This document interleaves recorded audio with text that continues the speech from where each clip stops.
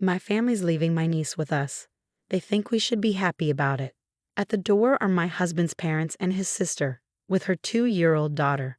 They've been asking us to look after her since they got divorced half a year ago. Instead of easing off, they're insisting we take her, even though we're not in a position to raise someone else's child. But things are about to take a surprising turn with this little girl. I'm Kelly Allen, and I'm 27.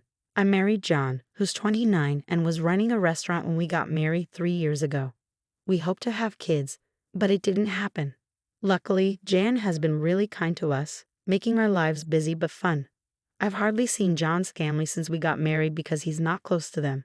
The gap between them got bigger when he opened his restaurant. His parents worked at a big family restaurant chain, and they wanted him to join too. But John had his own dreams. I want to make dishes that everyone will love, John explained. But instead of understanding him, his sister treated him like he was attacking their family's restaurant chain. Are you saying our food isn't good enough? John must have found it frustrating that she wouldn't listen. After endless arguments, John gave up trying to convince them. I'd rather keep my distance from Mom and Dad. Okay, I'll stay out of it too, I told him, and we enjoyed our peaceful days together. But everything changed when Jan divorced and moved back in with their parents 6 months ago. One weekday during lunch rush, Jan burst into the restaurant. I'm here again. It's so quiet in here, she loudly announced, bringing her mother and her 2-year-old niece. They sat down without hesitation. You're back. Remember to keep it down, John reminded her. Always complaining. Anyway, I'll have the usual and make it quick. Jane never pays when she visits, and we were getting tired of it. I signaled to John that I'd handle it and stepped in front of Jan. There are other customers waiting, so if you're dining here, you'll need to pay like everyone else. What? You're actually charging family? How low can you get? Jan's outburst drew the attention of everyone in the restaurant. Please lower your voice, it's disturbing others, I politely requested, but she ignored me. This is all your fault. John's changed because of you. Her harsh words froze the atmosphere. My husband, stopping his cooking, emerged from the kitchen. If you're here to cause trouble, please leave. We can discuss any issues later. We'll address any concerns you have, so please stop causing a scene. But Jan continued to complain, ignoring both me and my husband. Even her mother, instead of reprimanding her, just urged her to hurry up and order. Seeing that we couldn't defuse the situation, we served them lunch. They left without paying, acting as if it was normal. But it didn't end there. Jan became even more demanding. You're looking after Riker today too. Every day, she declared, dropping off her daughter at our shop. But we're working. It's your job as a mom to take care of her, I protested. I'm busy. Since there are hardly any customers, you might as well help me out, Jane insisted, pushing her daughter's care onto us. To her, we were just free babysitters. To fully unload her responsibilities, Jan and her mother started visiting our restaurant frequently. I'm sorry about my family. I didn't mean to cause trouble for you or the restaurant, Kelly, John S. apologized after they left Riker behind and left. Our business wasn't booming, and their disruptions were part of the problem. Our regular customers, who preferred a peaceful atmosphere, stopped coming. It wasn't just about John anymore. Poor Riker was caught in the middle. Holding my niece close, I sighed deeply. We kept going despite the weight on our hearts. But a few weeks later, things took an unexpected turn with my in-laws. One evening, after closing the restaurant, Jan and my in-laws appeared at our doorstep. Instead of at the restaurant, they were at our house. When John and I opened the door, Jan abruptly handed Riker to us, looking bewildered. I'm leaving my child with you. Appreciate it. John and I were stunned, our eyes wide. What do you mean? I asked, though I suspected it was because we couldn't have kids. You're not busy since the restaurant is quiet, right? So you can be Riker's parents, she explained, deciding to completely abandon her niece. Even the grandparents didn't want to care for her. John's face flushed with anger at their callousness. This is too much. You're giving up on Riker? That's not right. I thought you guys, without kids, could handle her, Jan said, her tone tense. Riker, sensing the tension, nervously sucked her finger and looked down. But you don't have to worry about that. Take her back, I firmly replied. Kids need their moms. Even a 2-year-old knows that. You can't refuse. If there was a serious reason, maybe, but I can't agree to selfish excuses like it's too much trouble. I rejected her request firmly. We're busy with work, and honestly, I don't find a child with my ex-husband's blood cute at all. I said, shocked at my own words. That's something a parent should never say, especially not in front of Ricker. It's unacceptable. My in-laws sided with her, sharing her views. Jane and her parents would only make this poor child suffer, they said. Realizing this, I held Riker close, feeling a strong sense of duty.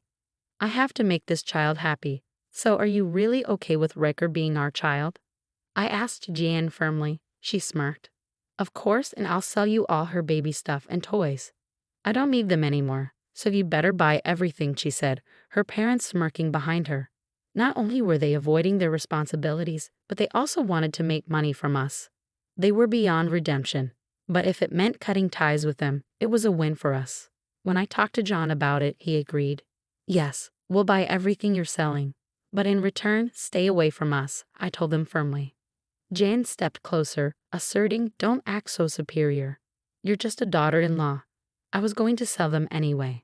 Just be prepared for a big bill. After using us to their advantage, Jan and her parents left in a hurry. True to her word, Jan sent a box of Rikers' used toys and clothes, along with a hefty bill of $30,000. With the restaurant struggling and our finances stretched thin, I couldn't afford such extravagance for Riker. But I still had some savings from before I got married. No, this is too expensive. It shouldn't cost that much, I muttered nervously. Despite my concerns about depleting our savings, using items Riker was familiar with might provide her with comfort, right? As I anxiously waited for a response, as I watched my husband in silent contemplation, he finally agreed with me. You're right. Rhea would be happier with us than in her old home. Thank you, honey. Let's take care of this child together. And so we ended up raising Rhea as our own daughter, alongside managing the restaurant. Without the in-laws around, our stress lessened, and both my husband and I cherished Rhea deeply. She was so sweet, and I felt inspired to do anything for her. But our lives weren't just about adding a new family member. What a busy day it's been. Indeed, who would have thought our restaurant would be so packed? At the end of a long day, my husband and I shared a laugh. Our once quiet restaurant was now booming thanks to a recent addition to the menu, an omelet that had unexpectedly gone viral on social media. What surprised us the most was how this idea came about. Who would have guessed it was Rhea's suggestion? As I affectionately patted her head, I recounted. While we were brainstorming new menu items, Rhea suddenly said omelette. It caught us off guard. Since we didn't offer omelettes at the time, I whipped up a special one loaded with eggs and topped it with our signature demi glace sauce. Following John's approach, we personalized each serving to suit our customers' tastes. It turned out to be a huge hit, and Rhea continued to lend a hand whenever I experimented with new dishes. She'd mumble names like Napoleon or pudding, and when John whipped up those dishes, they were a hit. Customers would exclaim, "This is exactly what I was craving," and happily dig in. With the old challenges of running the restaurant behind us, life became more exciting with Rhea around. I couldn't help but wonder if possessed some mysterious power. It seemed possible. The other day, when I couldn't find my glasses, Rhea was just staring behind a shelf. Lo and behold, there they were, tucked behind it. Wow, Rhea, that's incredible. Of course, it was all thanks to John's setup. When we praised them, Rhea and my husband would exchange happy smiles. They looked like they had always been a part of our family. Initially worried, I now felt confident about providing Rhea with a good life. Even in ordinary moments, I felt a profound sense of happiness. But then something unbelievable caught my attention. What's this? Hey, come see this. John, glancing at his phone, exclaimed in surprise. Intrigued, I peered over to look at the screen, where a news article was displayed. The contents shocked me so much that my eyes widened. Can this really happen? Surprised, Rhea observed us, then grabbed a box of building blocks and slowly offered it to us. We shook it, hearing something inside. Is there something in here? I asked, meeting Rhea's serious gaze. If Rhea was this focused, there must be something important. We carefully examined the blocks and were stunned. An underlying anger began to simmer within me. To think she had hidden something like this. Unforgivable. Despite my anger, we knew we had to wait for the right moment. A few weeks later, in the dead of night, Jan and I were startled awake by the doorbell. Careful not to disturb Rare, we cautiously opened the front door to find Jolie standing there with disheveled hair. "Give me back my daughter, now." Her sudden demand left John and me exchanging looks. "Weren't you the one who left her with us? What's changed now? Weren't we supposed to stay out of each other's lives?" I challenged, but before we could shut the door, Jolie forcefully wedged her foot in, refusing to leave. "She's my child. I'm here to take her back," she insisted. We explained it wasn't possible, but Jolie kept pushing to take her daughter, causing a scene. Frustrated by her selfishness, I sighed deeply and crossed my arms. "Please don't take your frustrations out on us because of your work troubles," I said. Caught off guard, Jolie's face flushed red with embarrassment. "What? How did you know about that?" she stammered, clearly flustered. Recalling the recent news I had seen on John's phone, it was about a scandal at the chain restaurant where Jolie's family worked. They had been caught using expired ingredients to save money, leading to a widespread food poisoning incident. The backlash on media and social platforms had been severe, and the chain's reputation had taken a nosedive. Everything was fine until we gave up our daughter, and then this happened. "It must be because she's gone," I mused. Jolie, clearly facing severe consequences, erupted in anger. "What are you talking about? Rare has nothing to do with this." "No, she's not involved," I assured her. Since then, everything had been going downhill. According to Jolie, their troubles didn't end there. Her mother lost a wallet containing a large sum of money, and her father was involved in a car accident that cost $6,000 in damages. Jolie blamed Rare for their misfortunes. "Since you took Rare, your restaurant has been thriving. It's hard not to think she's involved."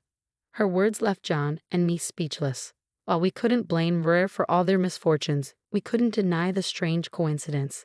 Maybe I should help them a bit. Despite their actions, it's hard to watch them suffer, I pondered aloud. But before I could say more, Jolie raised her voice sharply. "With that child, we would be secure, and all this misfortune would come your way instead." Her words extinguished any sympathy I had. "We will never give Rure back to you. It's only been a few months, but we've grown to love her as if she were our home. We can't hand her over to someone who only wants her back for their own gain," I declared, glaring at Jolie with a firm expression. "Don't speak to my wife like that. Your greed is apparent. I care for Rare far more than you ever did. I won't let her go, no matter what." "Please, leave," John added, his tone resolute. I couldn't forgive Jolie for treating her own daughter like a commodity, something to exploit. Our restaurant's success was due to John's meticulous attention to detail, seasoning and presenting each dish according to our customers' preferences. He had utilized hints from Rare to cater to individual tastes, offering rich flavors, light options, or a touch of spice. His creative plating, including edible flowers for Instagram-worthy dishes and generous portions for hearty appetites, had become a hit. While Rare had contributed to our success, it was John's dedication that truly made a difference. "She's not a cash cow to be returned," I retorted with disdain. Jolie's face twisted with resentment as Jayan looked at her with pity. "No matter how much you protest, my decision won't change." "I don't want to see you again," Jayan stated firmly. With calm resolve, I handed Jolie a flash drive that she hadn't noticed before. "Our misfortunes aren't because of Rare, but a consequence of actions like yours, right?" Jolie's face paled as she recognized the drive. "That's the one my parents and I have been searching for." "How did you get it?" "It came out of the toys," I replied calmly. "It might actually be worth what you paid for it," I remarked. The flash drive had been inside the box Rare handed to us, and considering her mysterious abilities, I believed there was a reason she had handled it. To our surprise, the drive contained data from a secret ledger, revealing receipts from suppliers and evidence of inflated charges. Rare's parents, former executives at the company, had been embezzling funds by overcharging for ingredients and pocketing the excess. The calculation showed embezzled funds totaling about $2 million. Rare had sensed something was wrong and hid the drive, along with some blocks. "I can't believe we missed it even after searching the house," Jolie muttered in disbelief. She snatched the flash drive from my hand, looking relieved. "I've already informed your company," she declared confidently. But as the reality of her actions sank in, she began to tremble. "No, if they find out about the embezzlement, our lives are over," she confessed, her bravado crumbling. Begging for forgiveness, she pleaded with us to help cover up her crimes. But her past actions couldn't be erased. My husband, firm in his resolve, advised against forgiveness. There's nothing more we can do but face reality, he muttered. As Jolie dialed the phone with trembling hands, tears streaking her face, I listened to her conversation with my in-laws. It was a bitter reckoning for them all. They screamed in shock and then asked to speak with me. As soon as I took the phone, my in-laws pleaded, "Please, you have to do something. We're begging you." I listened in silence, but after a moment, I took a deep breath. You must face the consequences of your own actions. Goodbye. With that, I ended the call and returned the smartphone to Jolie. Think about it carefully. If you truly want to raise Rare, I'll consider it. Is that what you really want? I doubt we'll ever see eye to eye, no matter how much we talk. Please leave. Your presence is unwelcome. If you don't, I'll have to involve the authorities. Jolie flinched and backed away, so I firmly shut the door without mercy. Peeking from the second-floor window, I watched as she walked away, her figure fading into the distance. That was the end of our connection. Later on, my in-laws and Jolie were dismissed from the company for their embezzlement. They were sued and eventually arrested. After serving their sentences, they would have to repay the $2 million they stole. Even after their release, they would endure the consequences for a long time. It's true what they say, you reap what you sow. Meanwhile, we officially adopted Rare as our daughter. Jen and I continued to manage our restaurant and witness Rare's growth. Our business thrived, and while the extent of Rare's abilities remained unknown, one thing was certain. Jen and I loved Rare more than anyone else. After all, she was our precious daughter,